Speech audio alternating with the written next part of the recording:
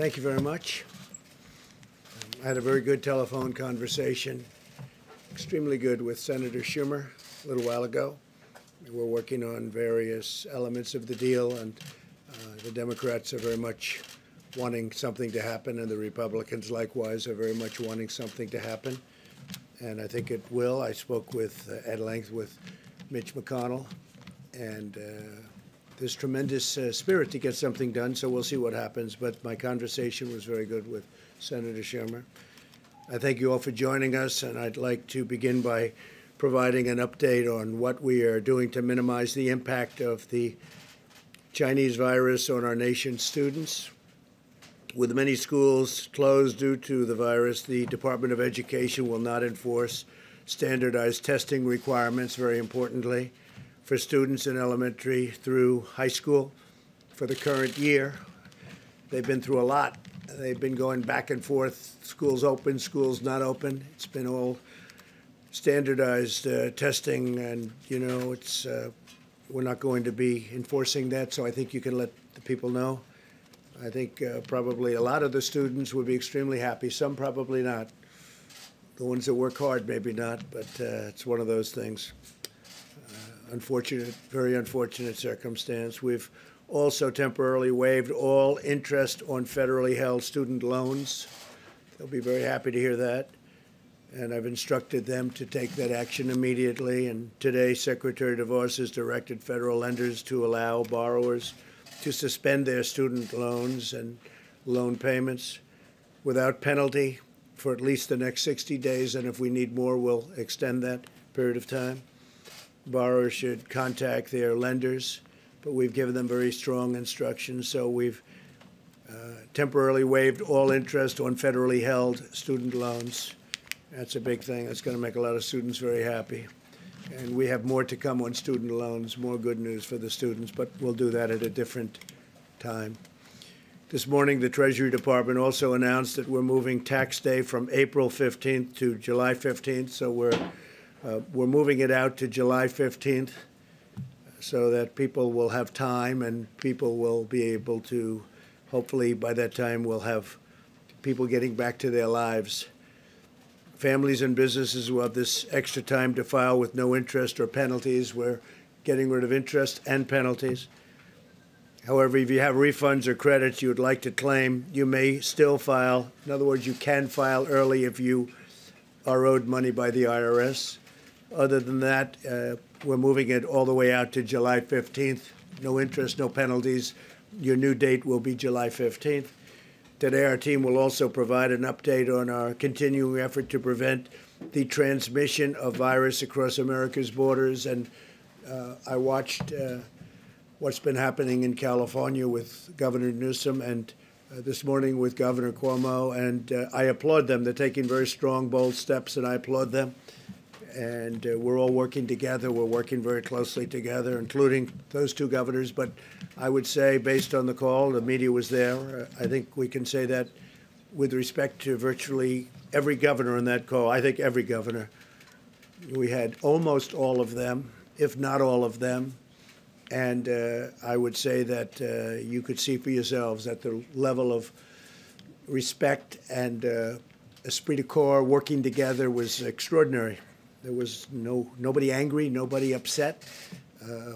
We're able to help them, and that's what we're all about. We want to help. We're doing things that a lot of people wouldn't be able to do.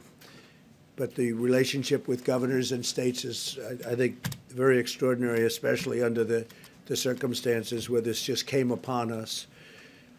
We're working with Canada and Mexico to prevent the spread of the virus across North America very closely. You heard what we did yesterday with Canada. And Secretary of State Pompeo will be making a statement in a little while having to do with Mexico and the border. And Chad Wolf will likewise be making a statement. There's a joint comprehensive effort in collaboration with our neighbors. The measure and all of those measures that we're putting in place will protect the health of all three nations and reduce the incentive for a mass global migration that would badly deplete the healthcare resources needed for our people. And so we are working very closely with Mexico, very, very closely with Canada. The relationship's never been better. We're all working for toward the same goal.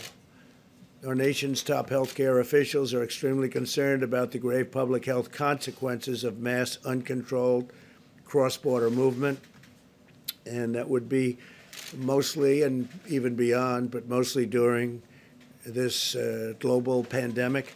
Every week, our border agents encounter thousands of unscreened, unvetted, and unauthorized entries from dozens of countries, and we've had this problem for decades.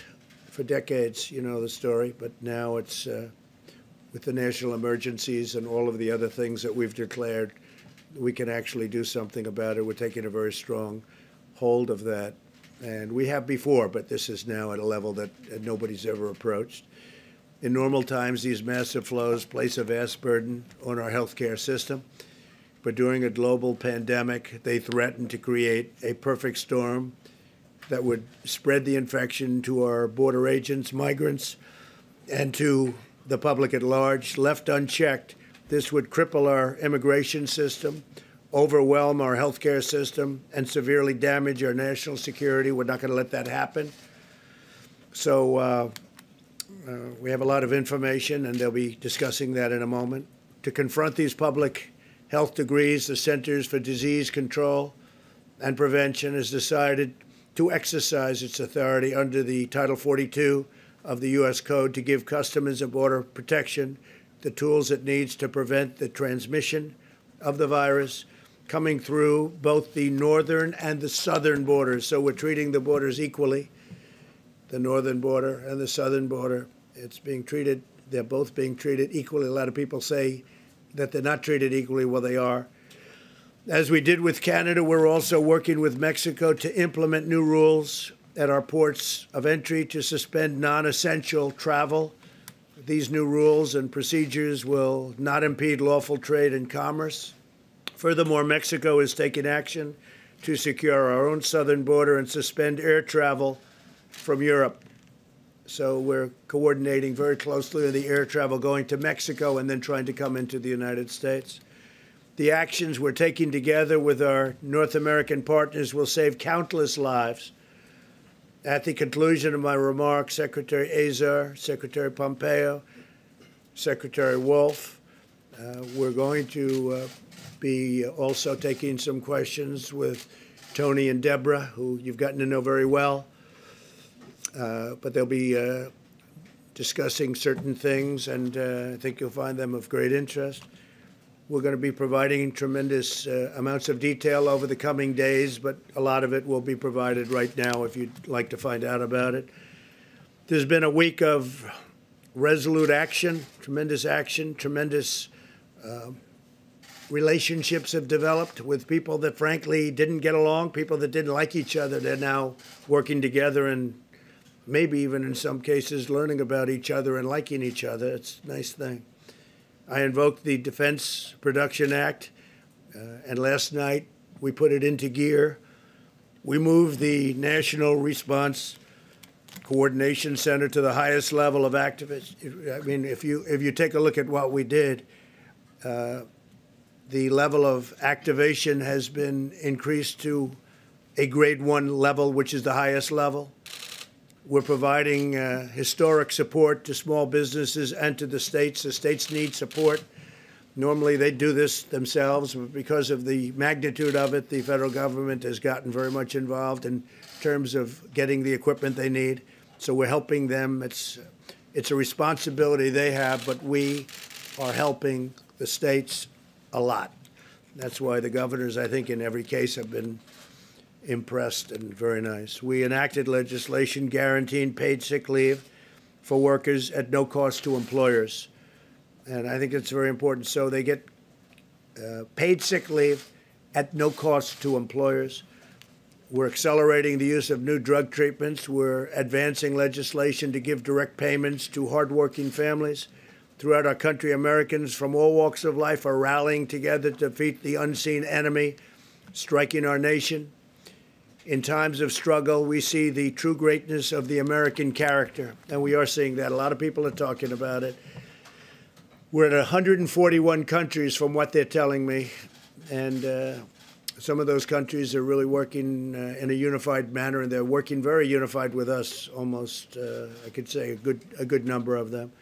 Doctors and nurses are working nonstop to heal the sick. Citizens and churches are delivering meals to the needy. Truckers are making the long haul to keep shelves stocked. We've been dealing with the big stores and the big chains, Walmart. They've been fantastic, and others. They've all been fantastic. We've made it much easier for them to stock in terms of travel and travel restrictions. We're lifting restrictions so they can get their trucks on time. You're seeing very few empty shelves, and yet the amount of volume that they're doing is unprecedented because people want to have what they have to have, what they feel they have to have. And they're also buying in slightly smaller quantities, which is good because we're not going anywhere. We're going to be here. So I want to thank all of those very great companies for working so well. Americans from every walk of life are coming together. And thanks to the spirit of our people, we will win this war. And we're winning, and we're going to win this war. America will triumph, and America will rise higher than ever before. We'll be stronger than ever before. And we've learned a lot. We've learned a lot. We've learned a lot about relying on other countries. And I can say that I think in both a very good and a very bad way. Some good things came out of it, and some not so good things came out of it. So I'd like to move now to invite our team to provide information on the new measures to prevent viral spread at our borders. And I'll start by asking Secretary of State Pompeo to speak. He's doing a fantastic job, and like everyone else, he's been working very, very long and very, very hard, and he's doing the other more normal jobs of a great Secretary of State, but he got tied into this like everybody else, and he's been really doing a fantastic job. Mike, please.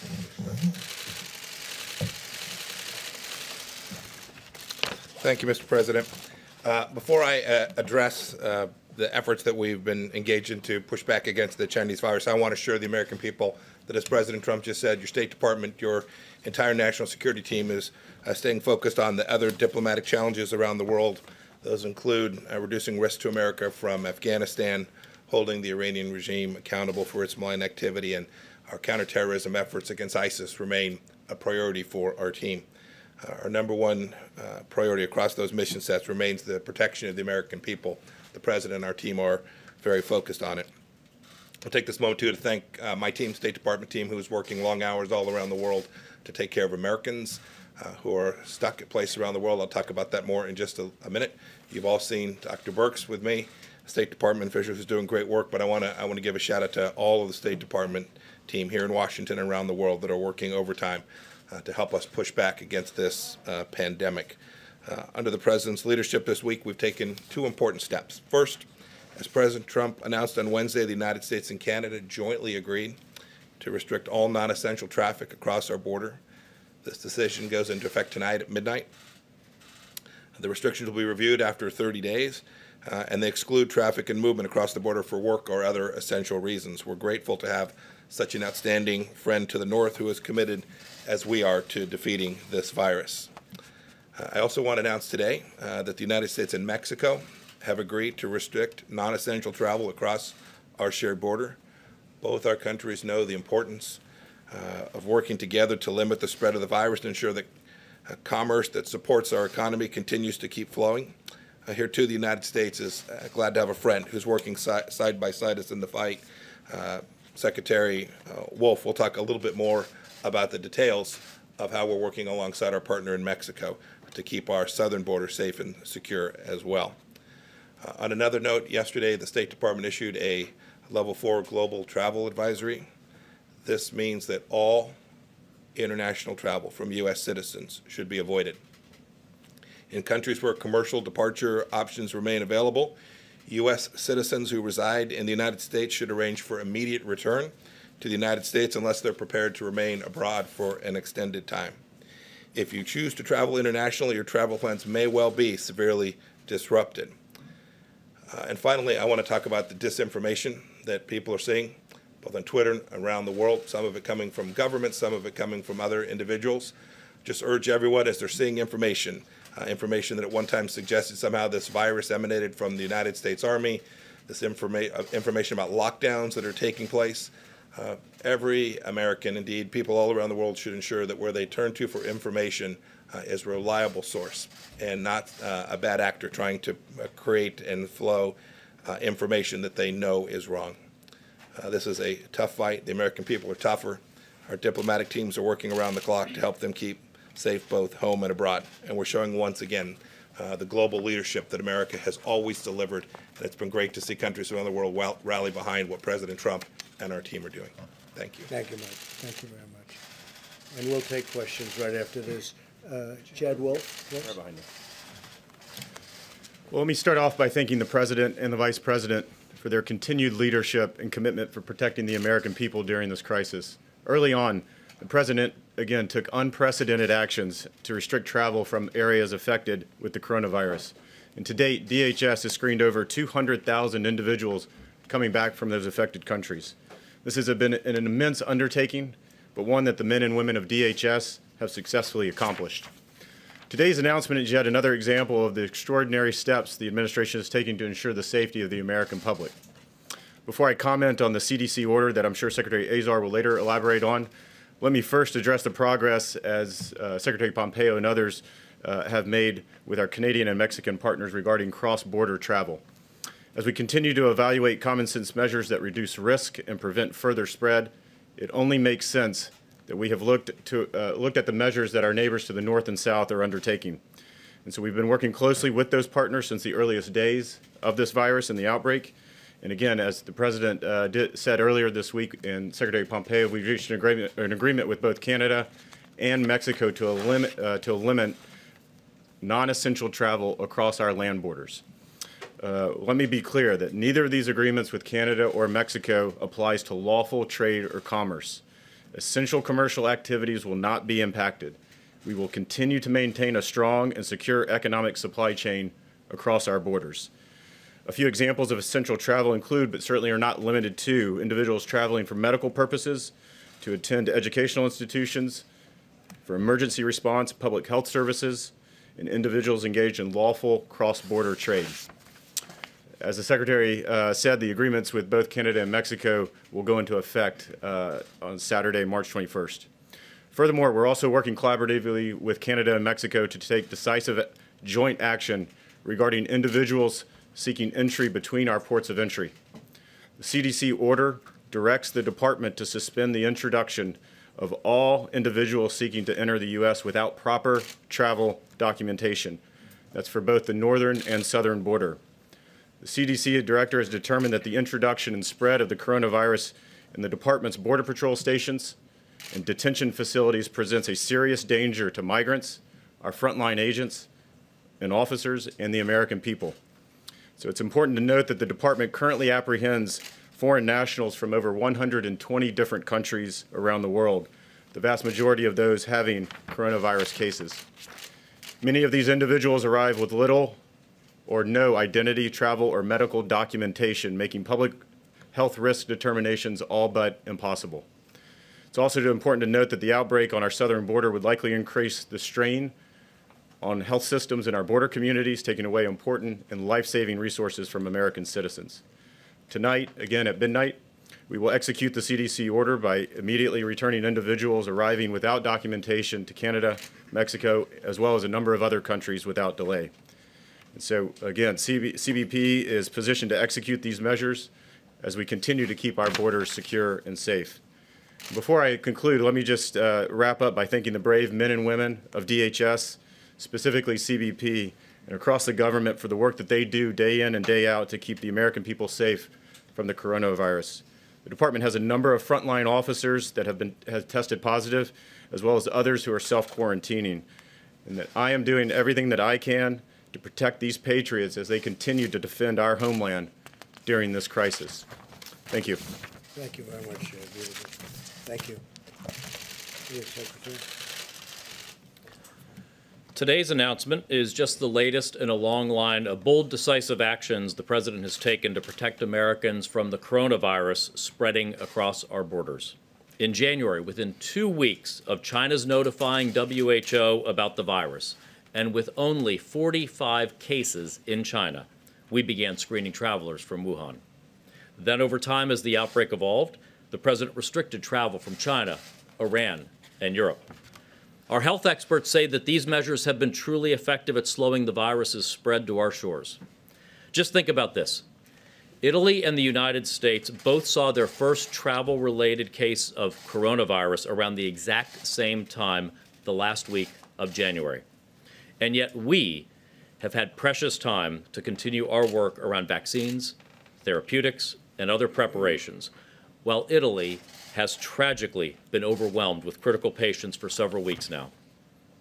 The President today is taking action to slow the spread of infectious disease via our border. Under Section 362 of the Public Health Service Act, the CDC is suspending the entry of certain persons into the United States because of the public health threat that their entry into the United States represents. This order applies to persons coming from Mexico and Canada who are seeking to enter the country illegally and who would normally be held in a congregate setting like a Customs and Border Protection station. It does not apply to U.S. citizens or lawful permanent residents. During this pandemic, a number of health challenges arise when illegal immigrants arrive at our northern and southern borders and are taken into immigration custody. We're talking about significant numbers of illegal immigrants. From this past October through February, DHS has processed more than 21,000 inadmissible aliens at the northern border and more than 151,000 inadmissible aliens at the southern border. CBP facilities were never designed to hold large numbers of people and to protect agents and migrants from infection during a pandemic, nor to treat them for a novel virus if large numbers are infected. When held at border facilities, these migrants risk spreading the virus to other migrants, to CBP agents and border healthcare workers, and even the United States population as a whole. In such circumstances, the kind of social distancing measures the CDC and the President have recommended are simply not possible. On top of that, any resources that we are using to reduce the risk of infection among CBP agents, healthcare workers, and migrants in these facilities are drawing on an American healthcare system that is already fighting the coronavirus pandemic. That's why the President and his administration are taking these important steps to keep Americans and our immigration system safe from these health risks as part of our whole-of-government approach to combating the coronavirus. Thank you, Mr. President, for the work that you've been doing throughout this crisis to slow the spread of the coronavirus and to keep our country safe. Thank you very much. Thank you. Maybe Tony or Deb, please. Thank you, Mr. President. So we continue to review the data very carefully from around the globe, as I know many of you are. We continue to see signs that, again, individuals under 20, 19 and under may have severe disease, but majority and all have recovered to date. We still see that same trend. And frankly, from Italy, we're seeing another concerning trend, that the mortality in males seems to be twice in every age group of females. This should alert all of us to continue our vigilance to protect our Americans that are in nursing homes. This requires all of the community, and when you see the sacrifices that many Americans have made, the sacrifices that the service industry has made to close their restaurants, close their bars, and so that the spread is discontinued, and then you really understand how all of Americans must make the same sacrifice. We continue to ask you to follow the presidential guidelines of no groups coming together of more than 10, that if anyone in the household is sick, that everyone quarantines in the household together, and that we continue to focus on those who have the most vulnerability to this illness.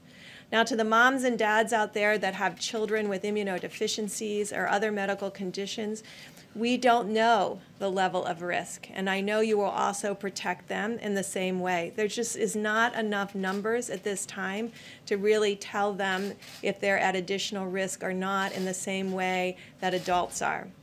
I don't have any new data. I can see the look on your face of saying, is she seeing something new? I don't have any new data, but I think it's important for us to be as honest with the American people as we can. And when we don't have data, be very clear that we don't know.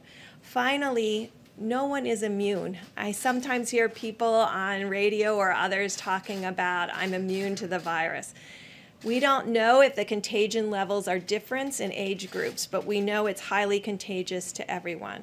Do not interpret mild or moderate disease as lack of contagion or that you're immune. You just happen to have a better immune system, and the ability to fight the virus in a way that maybe older people or people with existing medical conditions can't.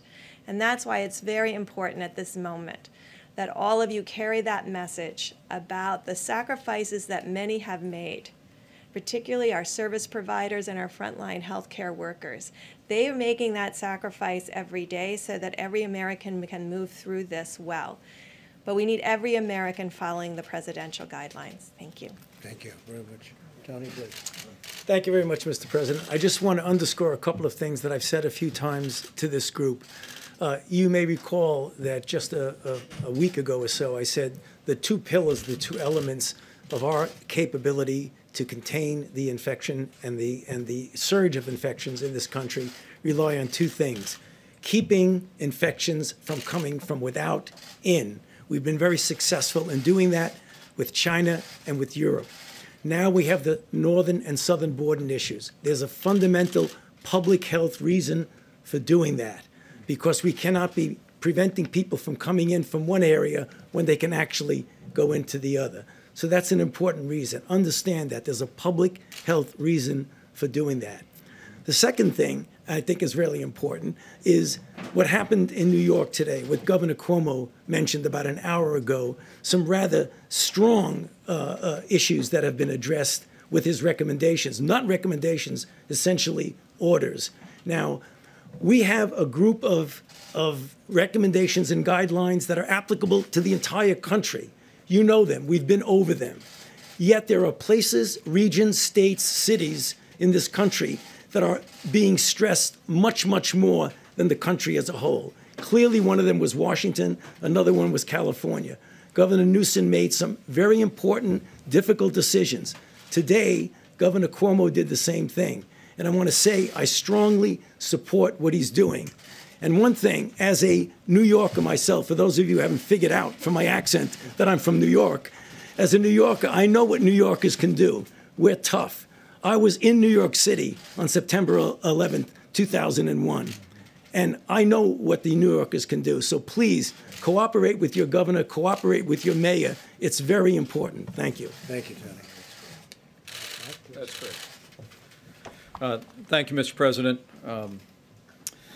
The White House Coronavirus Task Force met this morning. We continue at the President's direction to bring the full resources, not just of the federal government, but in full partnership with our state governments, businesses around America, and a partnership with the American people to respond to the threat of the coronavirus. And I know I can speak on behalf of the President with confidence when I say how inspired we are by the way the American people and American businesses are coming together to help defeat this virus in our country. Millions of Americans are putting into practice the President's 15-day guidelines, and we encourage everyone, even those that are not in areas with significant outbreak, to review these guidelines over the next week and more and put them into practice, and you'll continue to do your part. Later today, we'll be talking with manufacturers around the country, and the President and I continue to be inspired by the way American industry is stepping forward. We have businesses around the country that are literally volunteering to retrofit plants to help us meet the needs of our healthcare workers and our healthcare system in confronting the coronavirus. As the President mentioned yesterday, following his decision to put FEMA in the lead, the emergency declaration, we actually met with all the nation's governors from the FEMA National Response Coordination Center. The President and I, our entire team at the federal level, couldn't be more grateful for the efforts of all of our governors in implementing the guidance that is being issued not only from our task force, but also in taking strong measures in their own communities to protect their citizens. We want to urge every American to heed your local authorities, listen to their guidance, and also do your part to slow the spread. We reiterated to all of the governors that the President, by putting FEMA in the lead, will continue to implement a plan that is locally executed, state managed, and federally supported that puts the health of America first.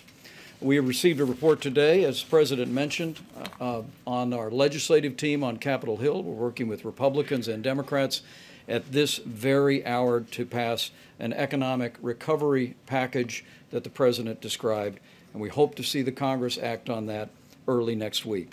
On the subject of supplies, we continue to make steady progress on testing. Thanks to the President's involvement of commercial labs, the public and private partnership, more and more Americans are being tested every single day. And tomorrow, Admiral Gua and FEMA will update the American public on the status of testing and our support of state-based testing efforts that are literally expanding by the hour. On the subject of medical supplies, we continue at the President's direction to pursue every means to expand the supply of personal protective equipment for the extraordinary and courageous healthcare workers that are ministering to the needs of people impacted by the coronavirus. We have a policy of procuring, allocating, as well as conserving the resources that we have in our system. And now that the President worked with the Congress to make industrial masks fully available for hospitals to be able to purchase, to be able to use as protective equipment, we're more encouraged than ever about the availability of those important N95 masks to our healthcare facilities. And over this weekend, we'll be announcing a major procurement from the federal government of N95 masks as well. We're also encouraged that we're finding new alternatives to increase the supply of ventilators. We've mentioned that we have a federal stockpile, some 20,000 ventilators on standby, but that doesn't count the tens of thousands of ventilators that are in our healthcare system around the country. But the President has challenged us to work to free up other ventilators from other sources around the country. And there are two different ways that we're doing that. Number one, in our recent discussion with anesthesiologists, we've literally identified tens of thousands of existing ventilators that can be retrofitted and converted to be ventilators for people struggling with the coronavirus. But also, on the President's behalf, on behalf of all of our task force, we want to continue to urge every American and every American hospital and healthcare facility to postpone any elective medical procedures. This will free up bed space, free up hospital capacity for people that are struggling with the coronavirus, and it'll also free up equipment that our healthcare workers need. It is inspiring that we continue to receive reports that businesses around America are donating N95 masks to their local hospitals. Businesses large and small are donating hundreds, in some cases millions of N95 masks. And I know how grateful the President is, and we all are. And let me close by saying, as all of our experts have said many times, while the threat of serious illness to the average American from the coronavirus remains low, every American can do your part to reduce the burden on your health, on your family, the burden on our healthcare system, and especially the threat to the most vulnerable among us by putting into practice the President's 15 days to slow the spread. And as the President said at the outset of his remarks, I know that millions of Americans are doing that just now, and the greatness of the American character is shining forth. Thank you, Mike. Thank you very much. Okay, thank you. Go ahead. You Caitlin. had a call with Senator Schumer. He says you've now agreed to invoke the Defense Production Act to actually make those medical supplies that hospitals say are in severe shortage. So two questions. Is that what you're doing now? It is. I did it yesterday. We invoked it, I think, the day before. We signed it the evening of the day before. And invoked it yesterday. We have a lot of people working very hard to do ventilators and various other things, yes. So you're using it now to tell businesses We are they need to using make it. ventilators, masks, We are respirators? for certain things that we need, Okay.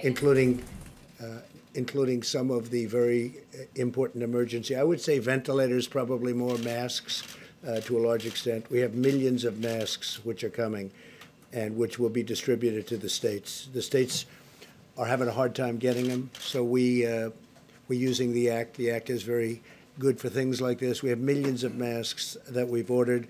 They will be here soon. We're having them shipped directly to states. So you said you were signing this but not invoking it. This is what you said yesterday, and that you would only do so in a worst case scenario. Yeah. So are we now at a worst case scenario? We need, no, it's no different other than we need certain equipment that the states are unable to get by themselves. So we're invoking it to use the powers of the federal government to help the states get things that they need, like the masks, like the ventilators. Yes, Steve? What Governor Cuomo has done in New York, is there any more consideration to a national lockdown to keep people in their homes? I don't think so. Essentially, you've done that in California, you've done that in New York. Those are really two hotbeds. Those are probably the two hottest of them all in terms of hotspots.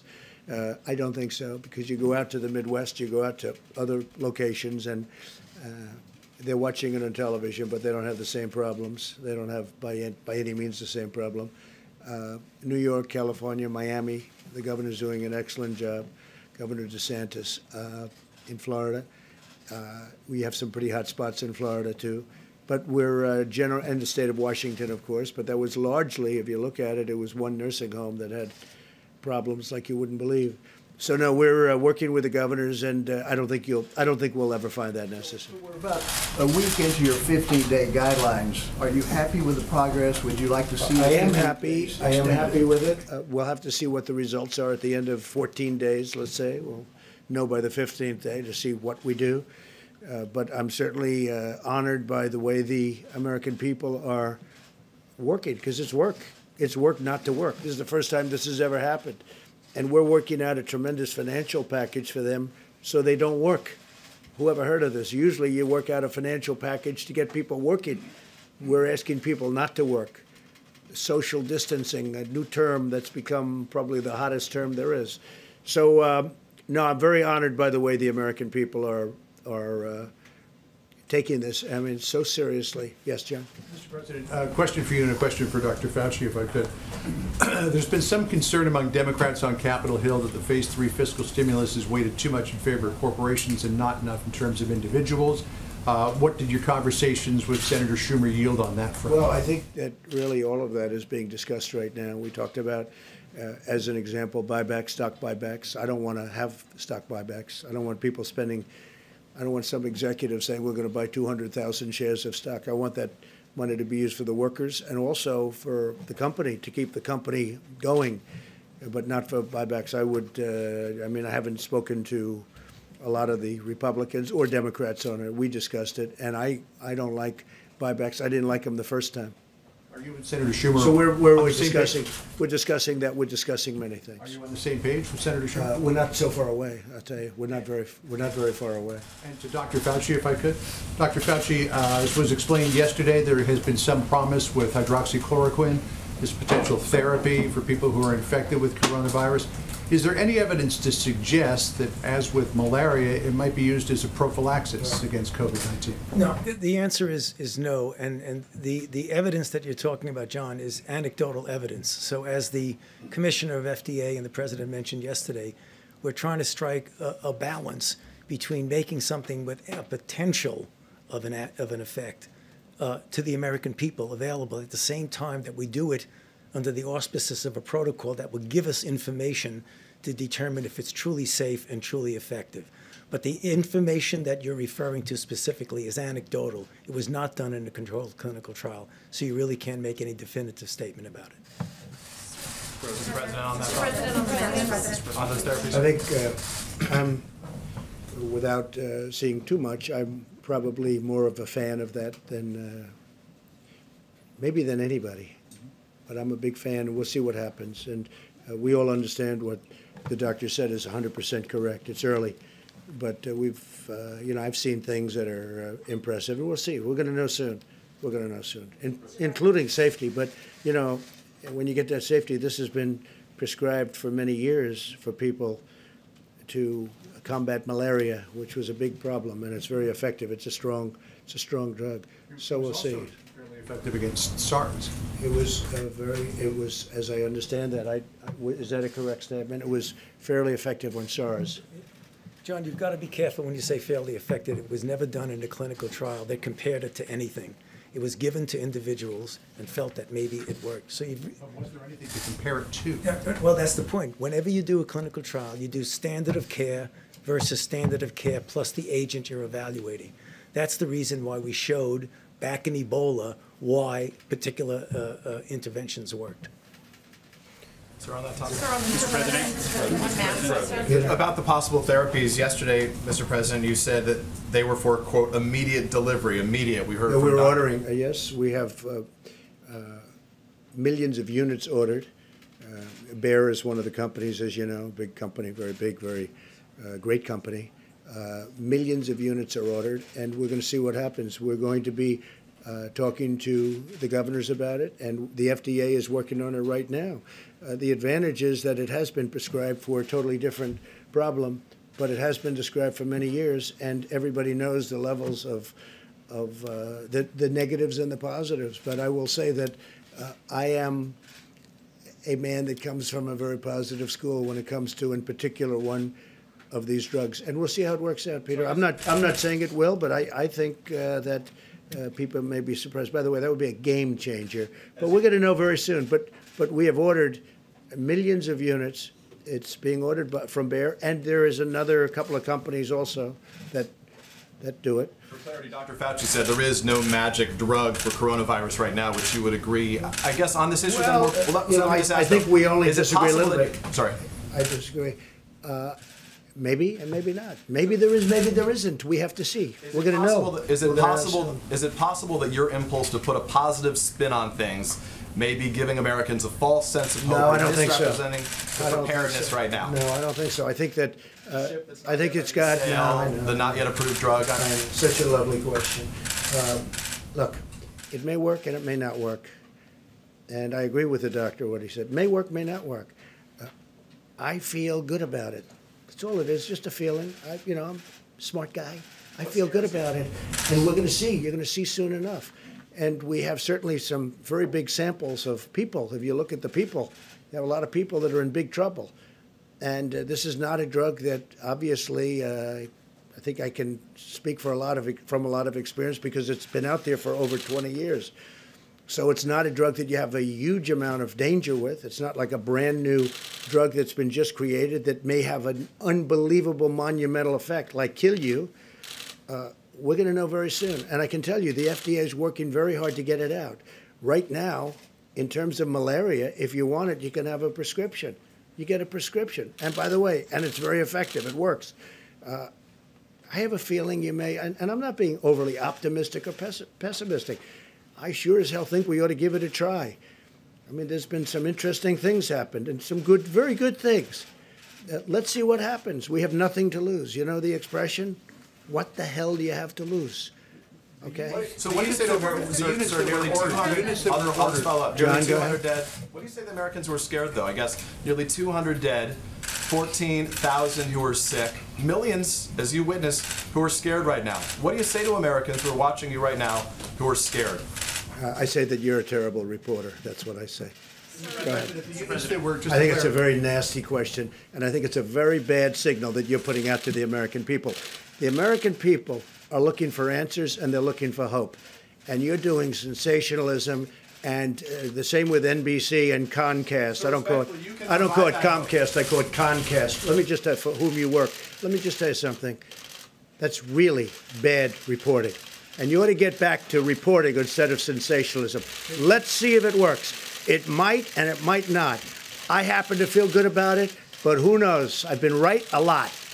Let's see what happens, John. Can I get back to the science and the logistics You're here? going to be ashamed of yourself. The units that were ordered, are they for clinical trials or are they for distribution to the general patient population? We are going to, as I understand it, we are going to be taking samples in New York. Governor Cuomo very much is interested in this drug, and they are going to work on it also after they get a certain approval. We're waiting for one final approval from the FDA. We'll see what happens. But we'll use it on people that are not doing great, or even at the beginning of not feeling well. Sort of fall under the and John, what do we have to auspices. lose? So this Wait, John, it's been out there for so long. We hear good things. Let's see. Maybe it works and maybe it doesn't. I understand all that. I'm just thinking the application here. So that would be under sort of a modified compassionate access? We're doing that, I guess, and that's what it's called, yeah. Yes. I would like, Dr. Fauci, if you don't mind, to follow up on what the president is saying. Should Americans have hope in this drug right now? And sir, I would like to follow up on Peter's question here. Could you please address Americans in this country who are scared right now? This is a very valid concern that people have. No, there really isn't that much of a difference in many respects with what we're saying. The president feels optimistic about something, his feeling about it.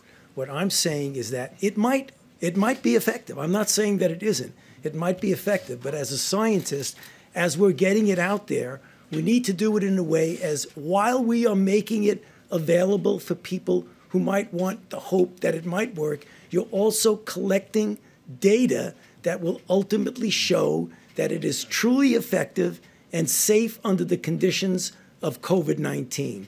So there really isn't different. It's just a question of how one feels about it. Is there any reason to believe it's not safe?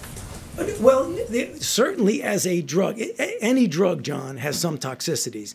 The decades of experience that we have with this drug indicate that the toxicities are rare and they are, in many respects, reversible. What we don't know is when you put it in the context of another disease, whether it's safe. Fundamentally, I think it probably is going to be safe. But I like to prove things first. So it really is a question of not a lot of difference. It's the hope that it will work versus proving that it will work. So I don't see big differences here. I agree. Sir, your message to Americans who are working at home, who have their children in their homes right now, who are homeschooling, doctors who say they don't have the masks they need to do their jobs, your message to them. My message to the American people is that there is a very low incidence of death. You understand that. And we're going to come through this stronger than ever before. If you get it, if you happen to get it, it is highly unlikely. It's looking like it's getting to a number that's much smaller than people originally thought in terms of the ultimate problem, which would be death. My message to the American people is, number one, you've done an incredible job. Incredible what you've gone through. It's been incredible. It wasn't their fault. It wasn't their fault. It wasn't the fault of 140 other countries where this has happened. And there is tremendous hope. And I think we're going to come out stronger, better, bigger in every way. I think we're going to be a better country than we were before. And we learned a lot. We learned on reliance, who to rely on, who not to rely on. But our country has been incredible, the way they pulled together, including the fact that I just spoke to Senator Schumer. We had a wonderful conversation. We both want to get to a good solution. But it's been really, for me, watching and seeing people that weren't speaking, getting along well, because we all have one common aim, and that's to get rid of this invisible enemy, get rid of it fast, and then go back to the kind of economy that we had, and maybe even better. Yeah, please, in the back. No, in the back, please. Mr. President, I have two questions, if you'll indulge me. The first question is, many small businesses are concerned that they have weeks, not months, and are worried about how long it'll take. We're going to be helping them a lot. We're going to be focused, a big focus, and including my conversation with both Mitch and with Chuck, a big focus of that conversation with small businesses, because they are really the engine behind our country, more so than the big ones. They are the engine behind our country. Second, if I may, sir, are you concerned about members of Congress that may have used information they learned on updates to sell stocks and profit off of this? I'm not aware of it. I saw some names. I know all of them. I know everyone mentioned Dianne Feinstein, I guess, and a couple of others. I don't know too much about what it's about, but I find them to all be very honorable people. That's all I know. And they said they did nothing wrong. I find them, the whole group, very honorable people. Yeah, please. Mr. President, so the whole group would include Richard Burr, the head of the Intelligence Committee, and it also would include Senator Kelly Loeffler. And so the question is whether or not they should be investigated for that behavior. Well, it also includes Dianne Feinstein, a Democrat. You didn't mention her name. Why didn't you mention her name? And I think she's a very honorable person, by the way. So I'm not saying, but you know, it's interesting that you mention two people, but you don't mention one that happens to be a Democrat. Any senator, should they be I don't know, because I'd have to look at it, possibly, but I find them to be honorable people. Yeah. Should they use resign. You said the other day you see yourself as a wartime president right now, leading the country through this pandemic that we're experiencing. Do you really think, going off on Peter, going off on a network is appropriate when the country is going through something like this? I do, because I think Peter is, I've dealt with Peter for a long time. And I think Peter is not a good journalist when it comes to fairness. But he's asking for your message to the country. Oh, I think it's a good message, because I think that the country has to understand that there is indeed, whether we like it or not, and some of the people in this room won't like it, there's a lot of really great news and great journalism, and there's a lot of fake news out there. And I hear it all, and I see it all, and I understand it all because I'm in the midst of it. So when somebody writes a story or does a story on television, and I know it's false, I know it's fake, and when they say they have 15 sources have said, and I know there's no sources, they're just making it up. I know that, and I call Peter out, but I call other people out too. And this is a time to come together, but coming together is much harder when we have dishonest journalists. It's a very important profession that you're in. It's a profession that I think is incredible. I cherish it. But when people are dishonest, they truly do hurt our country. Yeah, in the back. Please, go ahead. Mr. President, China has been in communication with the United States and also WHO about coronavirus Right, in that's true. January. That's and true. the U.S. shut its border to travelers from China on February the 2nd. Also, Wuhan has been in lockdown since January the 24th.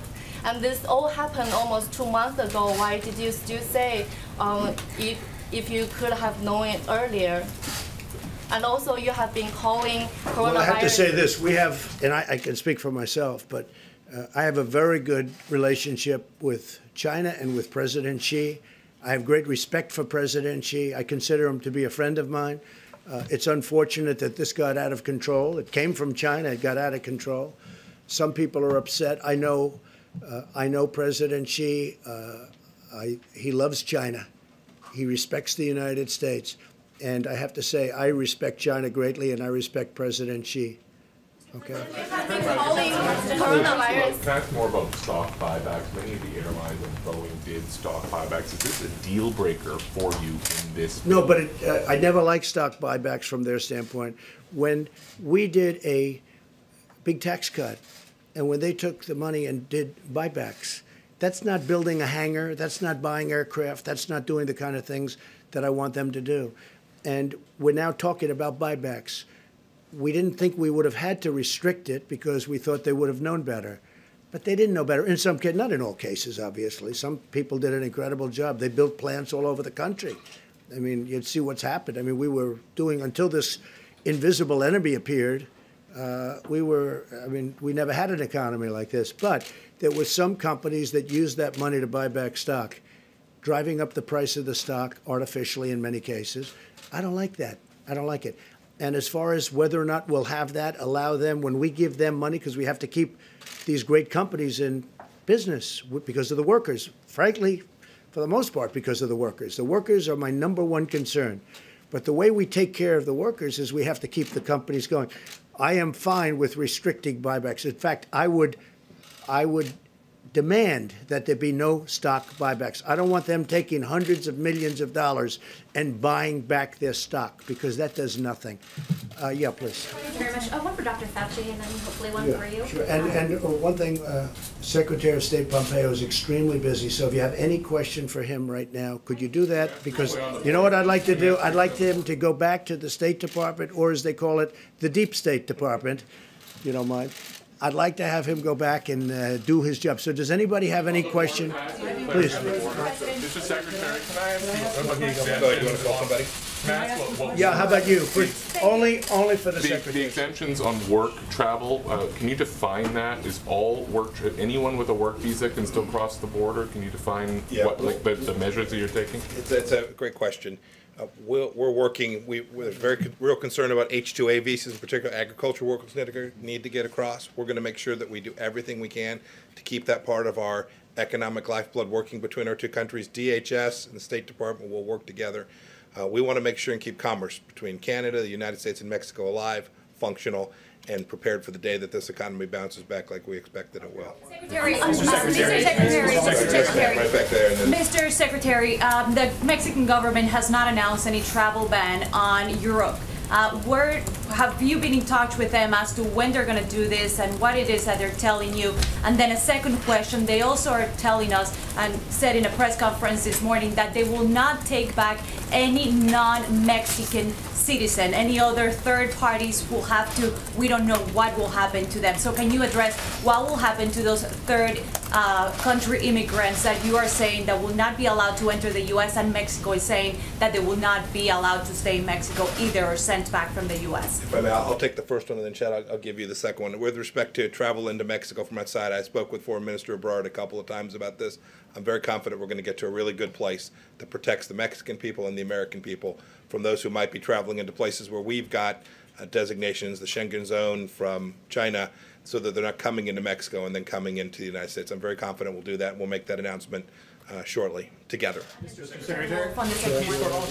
again, as we implement the CDC's order, again, we're going to take a number of individuals that cross the border illegally and repatriate them or remove them quickly back to Mexico, back to the Northern Triangle, and back to any other country. So we're going to do that in a rapid fashion. We'll continue to work with Mexico to make sure that Mexican nationals go back as well as other populations. But are you sending Guatemalans back to Guatemala or Cubans back to Cuba? What would you do with those third countries that are not Mexicans? So we're doing all of the above. We're going to be sending, again, individuals back to Mexico, individuals back to the Northern Triangle countries, Cuba, Haiti, all of the, again, 122 different nations that we see, nationalities that come across that border. We'll be sending them back individually to their countries, but also working with Mexico to send additional populations back there as well.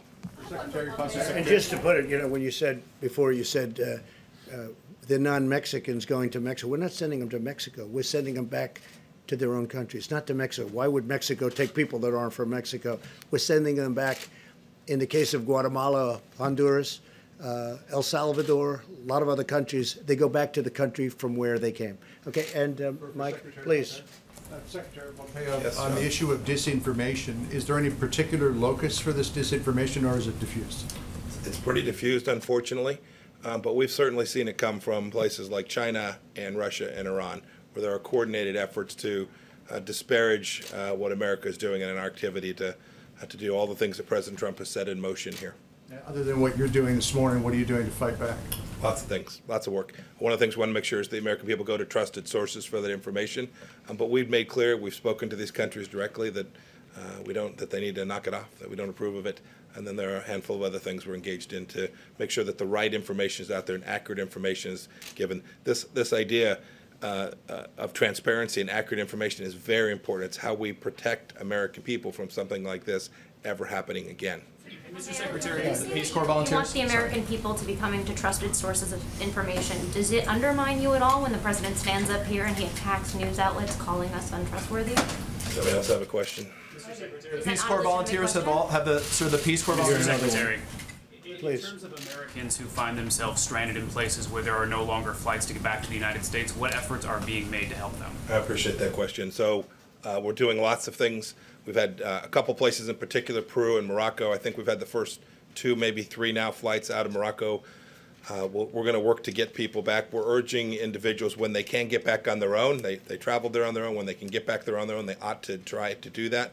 But we have a team stood up at the State Department, the Repatriation Task Force, that is working each of these instances. So we've heard from individuals, members of Congress. We're trying to get Americans back from these places where air travel has been disrupted. And we'll get that done over time. We'll get it done successfully. Do you have any sense of how big that problem is? How long is there any sense of just how big that problem is? How many people? We don't know the full scale of it yet, but we think we have the largest number identified, and we're working. If there are those who are watching that are someplace, and you can go on the State Department website. You can log into, I think it's step.gov. You can go STEP and log in, and we'll track it, and we'll try to get everybody back just as best we can. Secretary, how long are these border restrictions likely to last along the south and north borders? Well, they'll last as long as we need to do it to protect the American people from the virus. I couldn't tell you how long it's going to last. Have you determined whether Iran is responsible for that rocket attack last week? So maybe we shouldn't say that. So let me just get back to you on the answer to that. And what we can say with certainty is this: we've made clear all along that the Iraqi Shia militias are funded, trained, equipped by the Iranians. And we've urged the Iranians not to do that, and we've told the Iranians that they will be held responsible for those attacks when they threaten American lives. The Peace Corps volunteers, the Peace Corps volunteers that are in 60+ countries, have they all been returned? You know, I don't know if they're all back or not yet. I know that they were directed to come back. I know that most of them are back. I couldn't tell you if we have all of them back yet. And then Secretary Esper's not here, but to get tests to the troops in Iraq and Afghanistan, are you able to give us a progress report on the status of that, if they're all able to get tests? I don't know the answer to that. I know we have State Department officials, too, who are concerned, want to make sure we get them tests, our team as well, and we're working on that. We've had significant success on that to date. There are a few places we've not been able to get them, but we will. We'll get them there. How exactly are you going to get those Americans back, and do you have any plans to get the military involved in that? We're going to use all the tools we can. These first efforts are combined commercial, private flights that will fly in, bring them back to a destination here in the United States. So we'll do that. There are some that will travel back other ways as well. And we've worked with the Department of Defense to say where there is space available, we'll be able to bring them back on those flights as well. It's a whole government effort to make sure we get them back. They're gonna help us every place they can. Secretary Nesbitt, I've talked about it a couple times. Thank you, Secretary. Question on Iran again. Is there any consideration to relaxing sanctions on Iran during the coronavirus crisis, as they've been particularly hard hit? That's an important question. The whole world should know that humanitarian assistance into Iran is wide open. It's not sanctioned.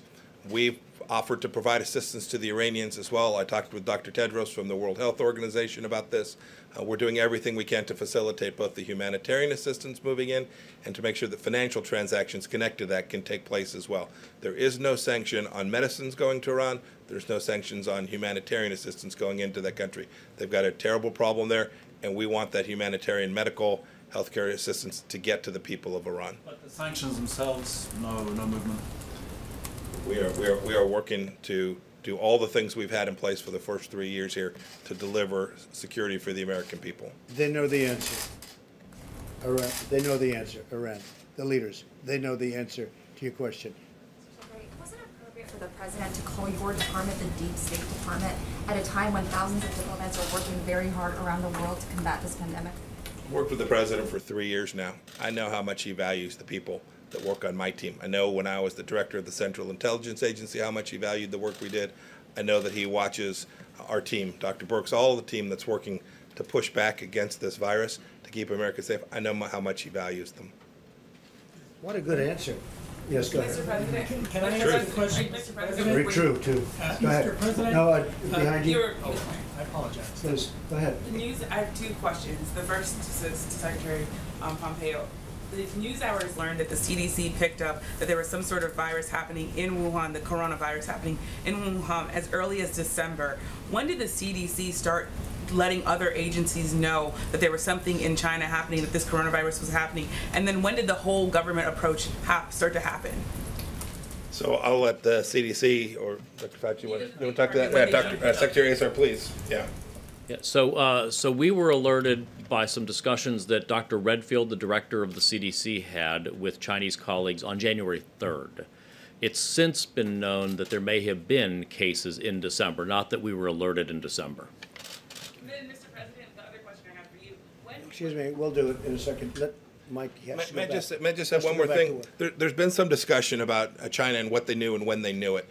And I've been very critical. We need to know immediately. The world is entitled to know. The Chinese government was the first to know of this risk to the world. And that puts a special obligation to make sure that the data gets to our scientists, our professionals. This is not about retribution. This matters going forward. We're in a live exercise here to get this right. We need to make sure that even today, the data sets that are available to every country, including data sets that are available to the Chinese Communist Party, are made available to the whole world. It's an imperative to keep people safe. We talk about the absence of data sets, not being able to make judgments about what to do. This is absolutely critical. This transparency, this real-time information sharing isn't about political games or retribution. It's about keeping people safe. And so when you see a delay in information flowing from the Chinese Communist Party to the technical people who we wanted to get into China immediately to assist in this, every moment of delay connected to being able to identify this the risk vectors creates risk to the people all around the world. And so this is why It's not about blaming someone for this. This is about moving forward to make sure that we continue to have the information we need to do our jobs. Mr. Secretary, what message do you think it sends to other countries when you have the President of the United States lashing out at reporters? I've had my frustration with reporters too. All I ask when I talk to the media is that you listen to what we say and report it accurately, and it's frustrating. It's frustrating when you see that doesn't happen. It's enormously frustrating. We have a responsibility to tell the American people the truth, and those who are reporting on what it is we're doing and saying have an equal responsibility to report accurately. What message does it send to countries when you're lashing out at reporters? Not being reported, that the news media. I've seen many things at the State Department be reported wildly and accurately on multiple occasions, and I have spoken to those reporters about it each and every time, and I will continue to do so. Mr. President, Senator Johnson has suggested... Well, I'd rather have, if you could finish up with the Secretary of State. I think I've worn him out, Mr. President. Well, let me Is ask everybody you both. finished, Secretary of State? Let me ask you both, if that's all right. Mr. Secretary, Senator Johnson has suggested that you and the administration may be overreacting. He said, we don't shut down our economy because tens of thousands of people die on the highways. We don't shut down our economies because tens of thousands of people die from the common flu. At worst, 3.4% of Americans will die from this virus, he said. What do you say to people that have that view? That's 11 million people he's talking about. Well, I can just say the entire world is agreeing with us because they all have their choice, and everybody's doing the exact same thing. We want to shut it out, and we can do that. And we'll see what happens in 2 weeks and 3 weeks. But if we can save thousands of lives, and even millions of lives potentially, you don't know where it goes, but you could be talking about millions of lives. So if you look at the world, I mean, you have some very smart people in the world, you have some smart leaders in the world, and everybody's doing it the way we're doing it. I think we're doing a better job than hopefully most, if not all. We're doing a very effective job, but we'll know better in 14 or 15 days. But, you know, you're talking about hundreds of thousands, and maybe more than that, numbers of people. And, you know, we can bring our finances back very quickly. We can't bring the people back. Mr. President, to follow up on that, there are millions of people out there that share that view, that say, I don't really need to shut things down. I don't really need to stay away from stores. I can go to the beach. And those people making multiple actions exponentially, it's the difference between life and death. Yeah, I agree with that. But I think I'd like to have Anthony answer that, because to be honest, that's what he does. And we had a lot of very talented people telling us what they think we should do. Thank you, Mr. President. First of all, I think that's a false equivalency to compare traffic accidents with. I mean, that's totally way out. That's really a false equivalency.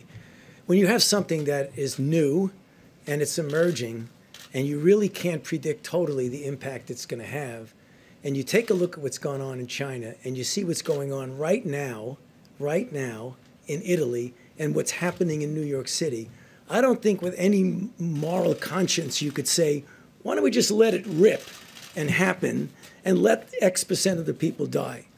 I don't understand that reasoning at all. Okay, so Secretary of State will be leaving. Any other questions? Go ahead in the back, please. In the back for Mike. Thank you, Mr. President. Excuse me, I didn't call on you. Go ahead, please. Thank you, Mr. President. Two things. In New York, where cases are doubling every day, they fear that supplies are going to run out in a matter of weeks. Yesterday, Mayor Bill de Blasio called on you to mobilize the military to deliver urgent supplies. Yesterday, he said, quote, "The fate of New York City rests in the hands of one man. He is a New Yorker, and right now he is betraying the city he comes from." I've personally spoken to emergency department nurses who say that they've been told not to wear N95 masks because supplies are so low.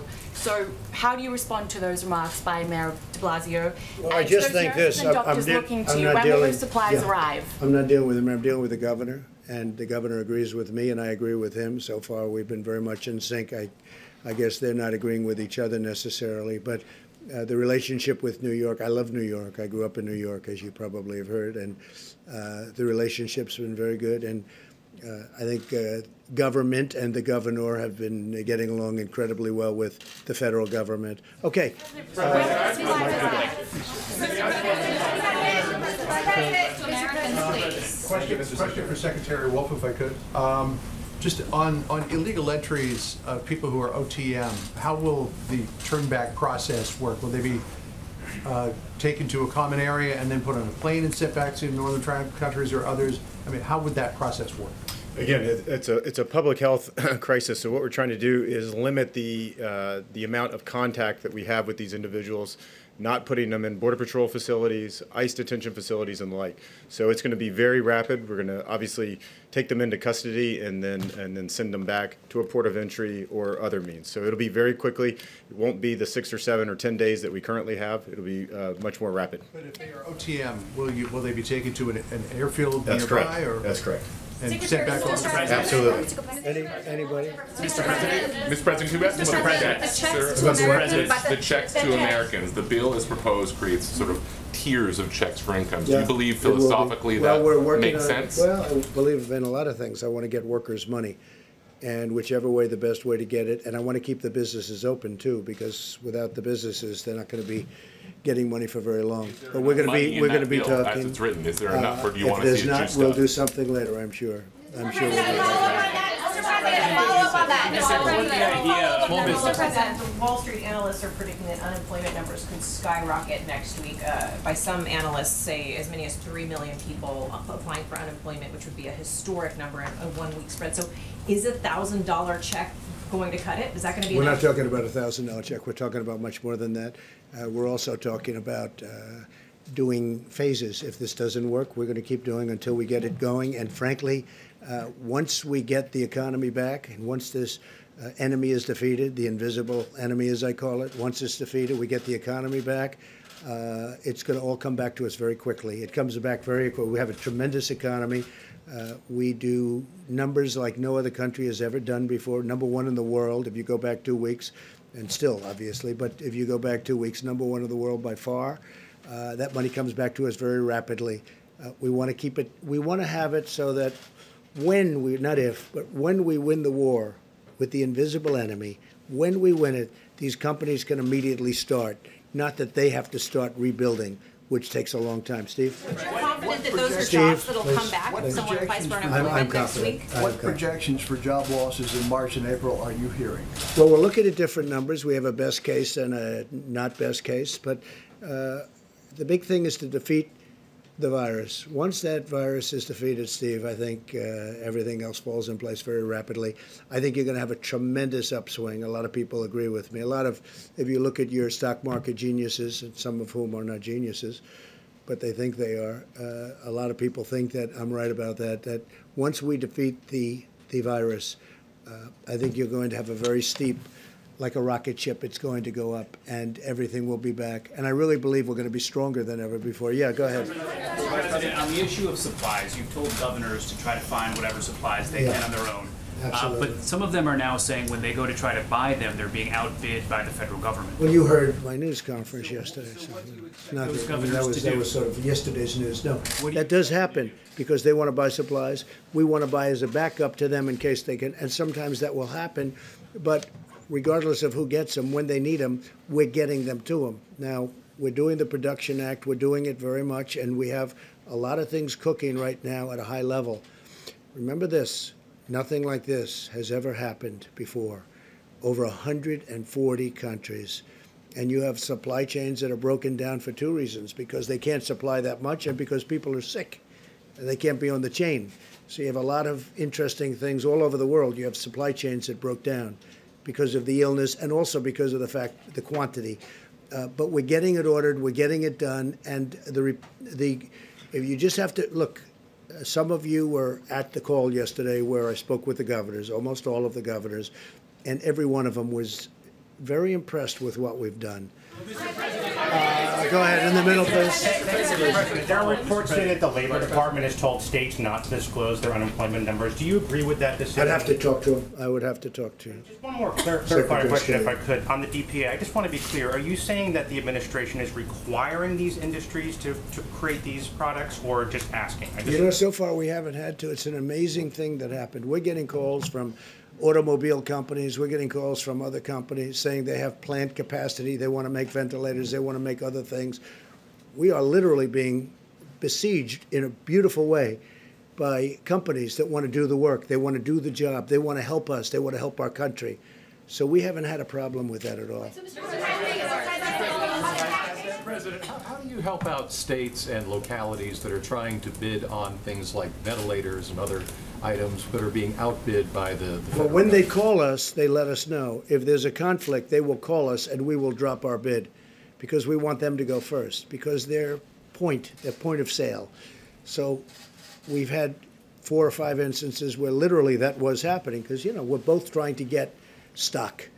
And if we're going against, they will call us. The smart ones, frankly, will call us, and we will immediately, we want them to buy it because it gets to them quicker if they buy it. Okay. Do they know that they're We're really there. They know that, and it's happening more and more where they're calling and they're saying we're bidding against each other. They want to get it. They'll get it much quicker that way. Go ahead, please.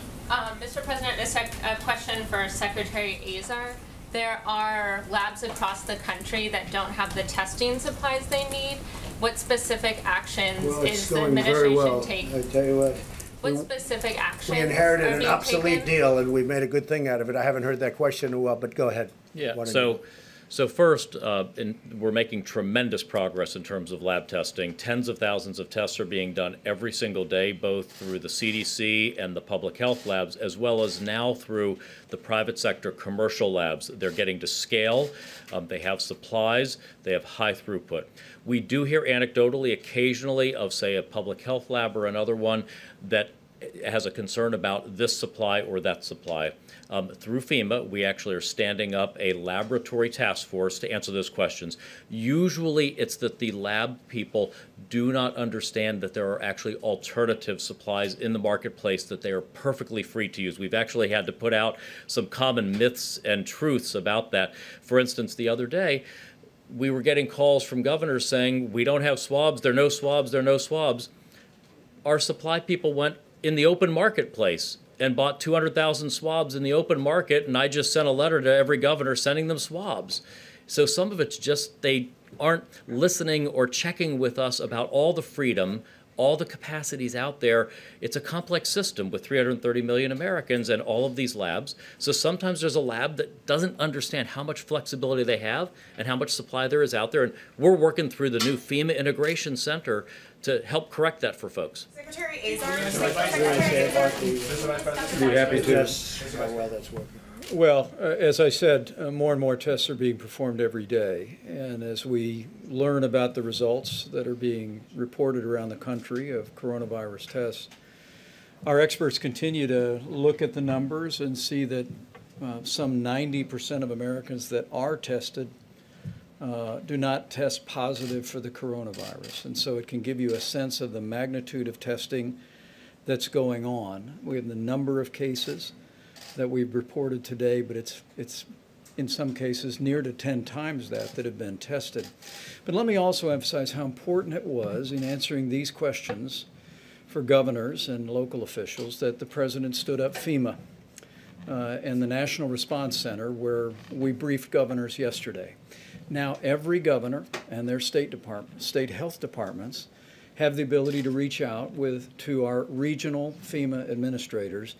And that's how, as the President said, we're sorting out those potential conflicts between very significant federal purchases and procurements and as hospitals and state governments are purchasing as well. I think the new streamlined system operating now in all 50 states and our territories of governors and states going through their regional administrator for FEMA is going to make it more possible for us to ensure that our hospitals, our healthcare providers have access to what's available on the open market and elsewhere. Mr. Vice President, you're the head of the task force. You've seen the numbers. You've spoken to average Americans. You're a former governor.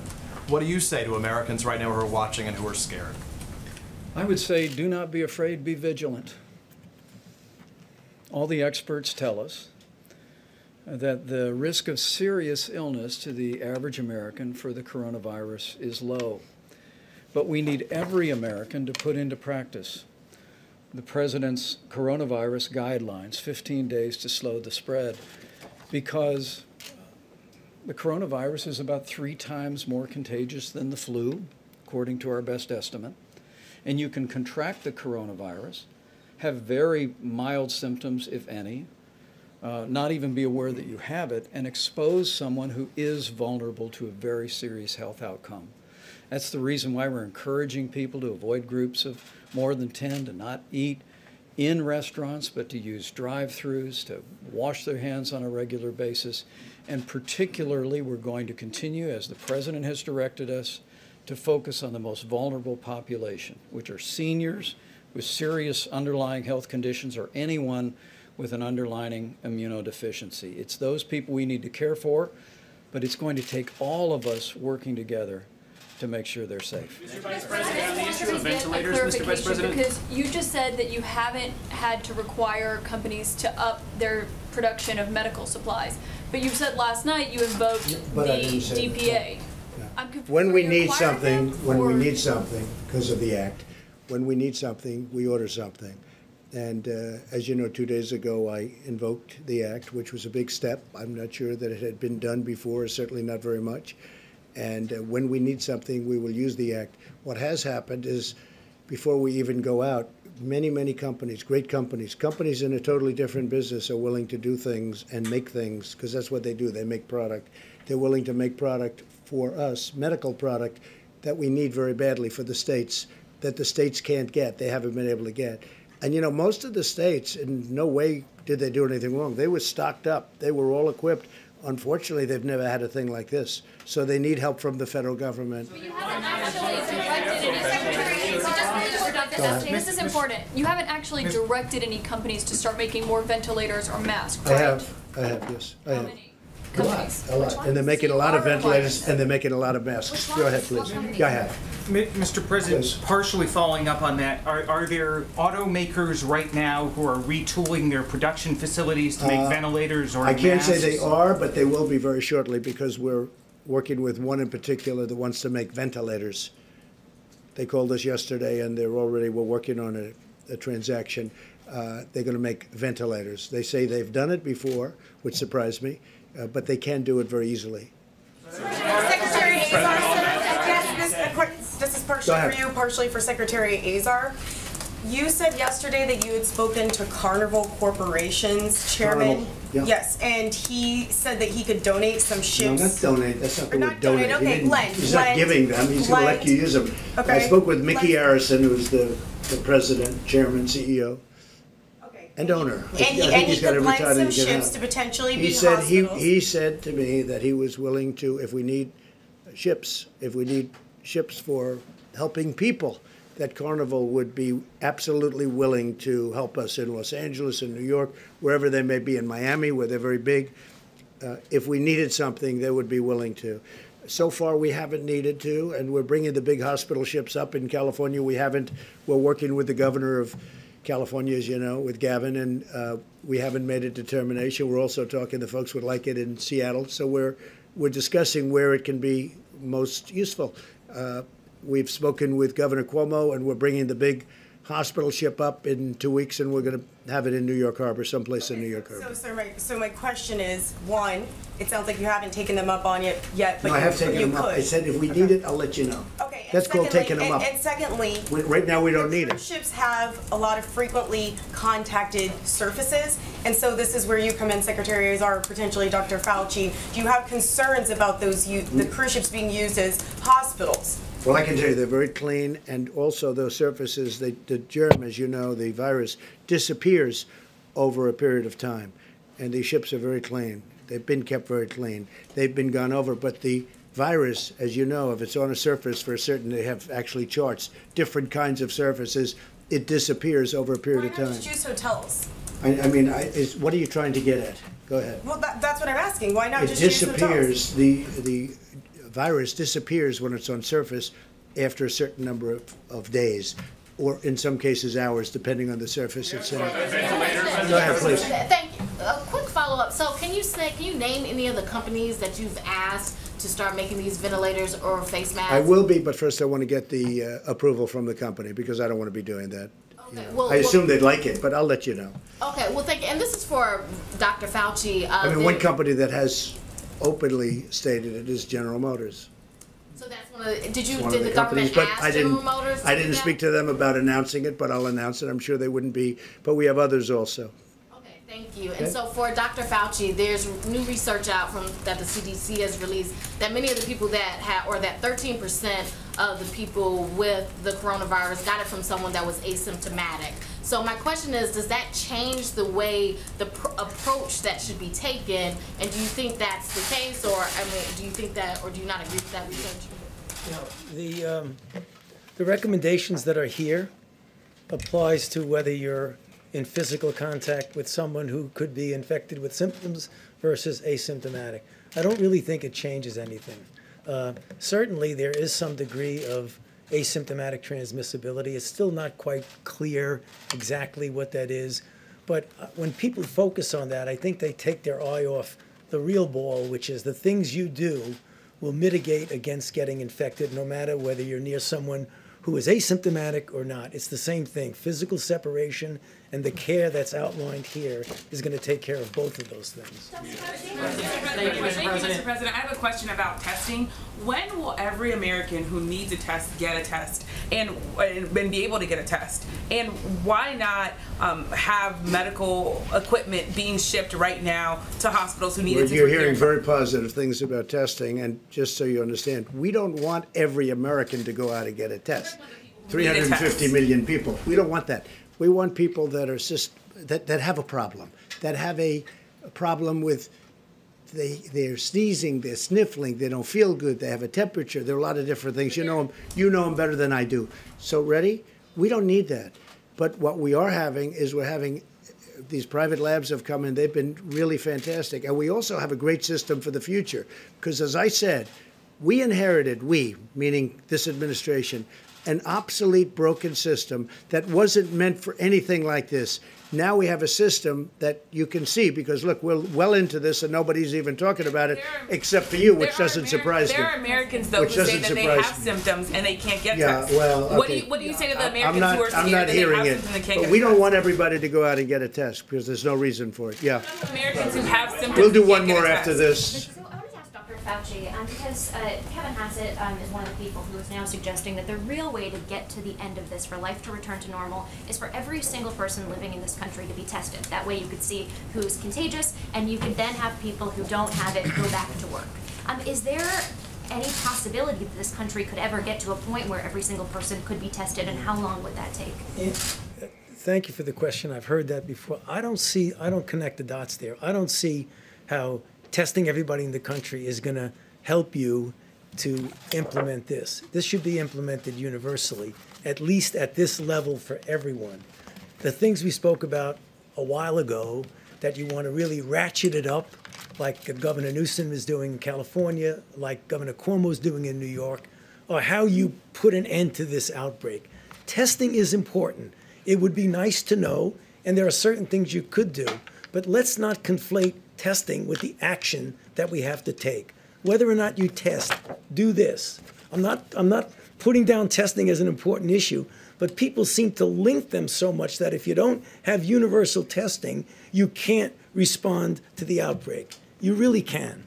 But I do think, and that's after listening to Tony and everybody else that's an expert, I do think it's important that not everybody be tested. If you feel great, and if you have no symptoms whatsoever, it's just not a good thing to be doing. All right, Steve? A question for Dr. Fauci. Yesterday you mentioned the possibility of aerosol transmission of the virus. How likely is that to happen? The possibility of aerosol transmission always comes up when you have situations like that. It comes up with influenza. It came up with SARS, in which there was a documented one-off episode of some aerosol transmission. Aerosol means that it can stay in the air for a period of time because it's in a droplet that's very small and doesn't go down. Is it possible that there is aerosol transmission? Yeah, it certainly is. But clearly, what we have seen in the situations where people have gotten infected from the areas that we have experienced, China, South Korea, now Europe, most of it is in a situation where people are close enough to each other that a symptomatic person will have a real droplet transmission. So I'm not ruling out the possibility that it's aerosol. But again, it's not going to substantially change doing this. Dr. Fauci, quick follow-up on the testing issue. Let me just ask this in a very simple way. What is the demand pressure on testing in this country, and are we meeting it? I get the same calls that many of you get, that someone goes into a place who has a symptom and wants to get a test, and for one reason or other, multiple, logistic, technical, or what have you, they can't get it. That is a reality that is happening now. Is it the same as it was a few weeks ago? Absolutely not, because as the Secretary and others have said, right now that we have the private sector involved, the availability, not only just availability, but the implementation of the availability is getting better and better and better. Having said that, I understand and empathize with the people who rightfully are saying, I'm trying to get a test and I can't. So is that a way of saying we are not yet at a point where we are meeting the demand pressure? Well, the answer is yes, John. We are not there yet, because otherwise people would be never calling up saying they can't get a test. Mr. President? Well, I just can't emphasize enough about the incredible progress that we have made on testing. All of your reporting, and media outlets around the country are as well, that many, many more tests are being performed every day, literally by the tens of thousands. And this has only been made possible because several weeks ago the President brought in the commercial labs, these enormous companies, Quest and LabCorp, working with companies like Roche and Abbott Laboratories and Thermo Fisher, and said, we have this existing system of state laboratories and the CDC processing tests for certain infections. But given the magnitude of this outbreak, the President apprehended early on that it wouldn't be enough to meet the need. And I just want every American to know that literally hour by hour, in partnership with these extraordinary commercial labs, we are making more and more tests available every day. We'll detail the way that we're working with states to distribute those tests. We've obviously focused on states that have been dealing with the most serious outbreaks of coronavirus: Washington State, California, New York, and others. We've been making sure the tests are in those areas, working closely with those governors. But I think the American people should be encouraged at the progress that we are making. Tomorrow we'll take some time to detail that progress for you, but I would say to any American who might be concerned that they have symptoms, as the President said so well, we don't want every healthy American to get a test. But if people feel that they have symptoms that they identify with the coronavirus, call your doctor. Their doctor can call their state health authorities that can work very closely with our entire team through HHS and FEMA and work to identify the more and more tests that are available every day. Just so you know, just for the probably 100th time, this administration, inherited an obsolete, broken, old system that wasn't meant for this. We discarded that system, and we now have a new system that can do millions of people as you need them. But we had to get rid of a broken old system that didn't work. It worked only on a very limited basis. And we're very proud of what we've done. It's incredible what we've done. And this system will now serve for the future, for future problems. Hopefully you don't have a problem like this, but something will come up. We have now a great system, and it's almost fully in gear, but it's able to test millions of people. But we inherited a broken, old, frankly, a terrible system. We fixed it, and we've done a great job. And we haven't been given the credit that we deserve, that I can tell you. But the one that really deserves the credit are the American people, because they are doing things that nobody thought they would do. What they're doing is incredible, and we're making a lot of progress, and we'll see you folks tomorrow. Thank you very much.